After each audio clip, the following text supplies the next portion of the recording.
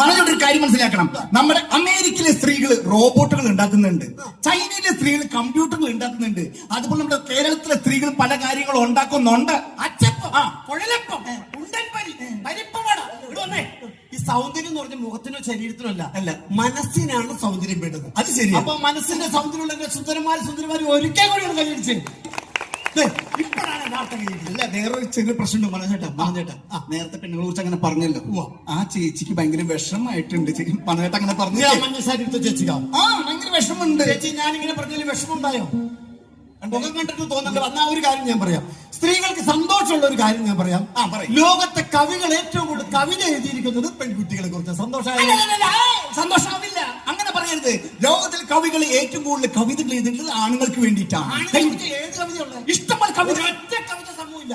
എന്റെ മനോജേട്ട ആണുങ്ങളുടെ എന്തോരം കവിത എഴുതിയിട്ടുണ്ട്. ഒരു കവിത പാടാൻ ആണുങ്ങൾക്കുള്ള പാടട്ടെ.